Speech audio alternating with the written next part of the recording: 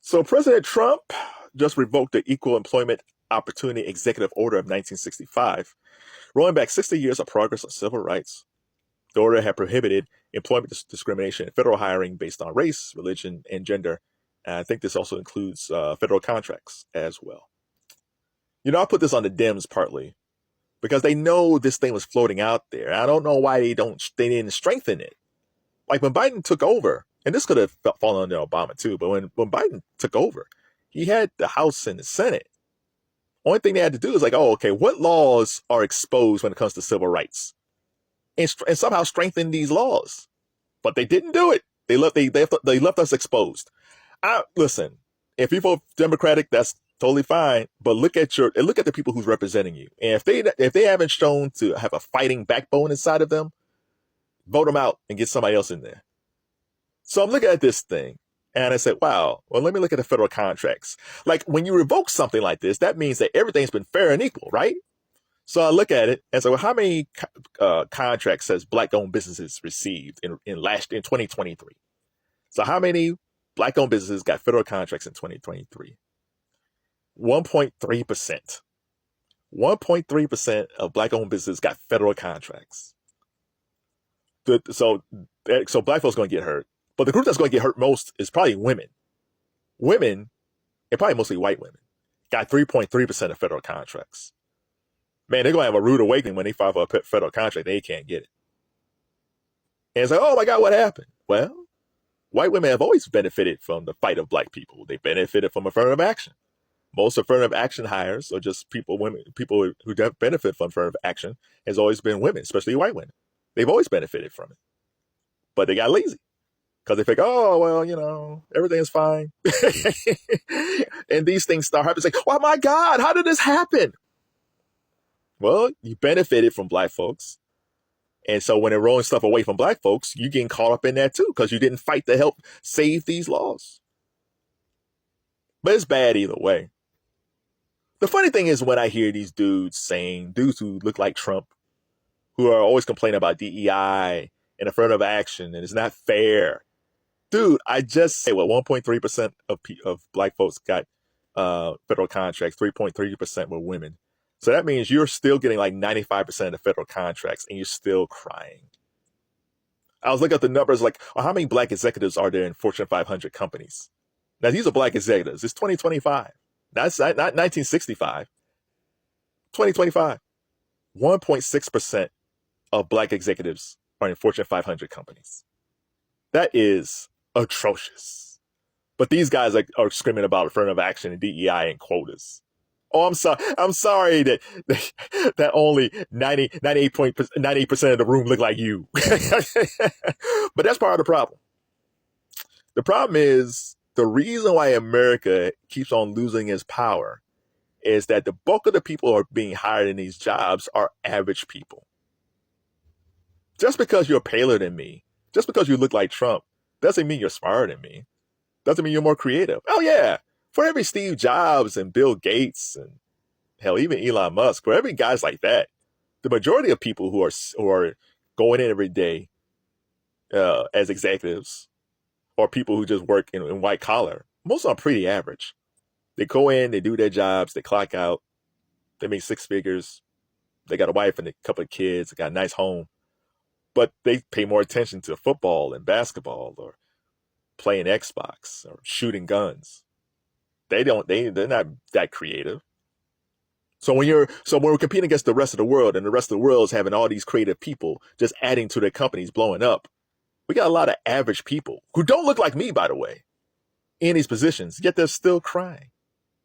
But I think this is a good thing for black people. How so, Kevin? Because I think black people forgot how to fight the full fight. So when we go back to George Floyd, hell, we can go back to Mike Brown. And Tamir Rice, we can go back to that era for how this stuff kind of got started. But when we go back to George Floyd, the fight was good but partial. People protested in the streets. People protested. They was protesting at baseball games, which was great. They protested in highways, which was great. Because everybody's like, there's just people in the way. I can't go anywhere. Well, should have stood up for people for this police brutality, but people don't want to fight for that. So the blocking thing was fine. You made people uncomfortable. That's where we get DEI programs, right? But it wasn't a full fight. The thing about the civil rights movement is you fought in the streets, you fought in the boardrooms, and you fought in the courtrooms. And what happened with us is we just fought in the streets. So then companies start saying, well, we're going to put these DEI programs. So they got scared. It's like, oh my God, black people are angry.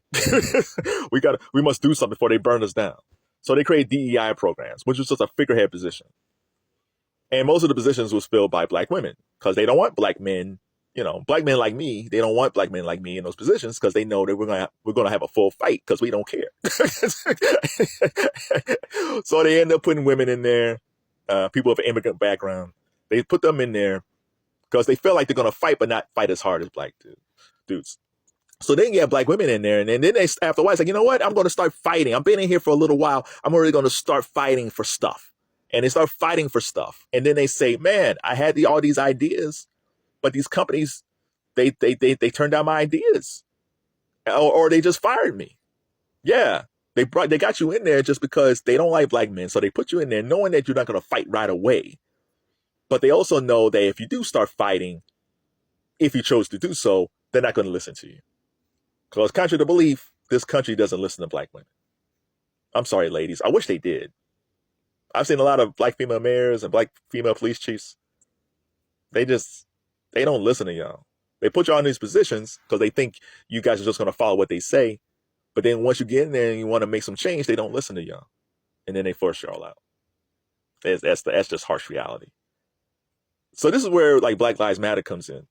Because it's always funny when I heard dudes say, oh, I hate Black Lives Matter. Oh, Black Lives Matter is a terrorist organization, blah, blah, blah. It's like, man, dudes, they weren't really anything.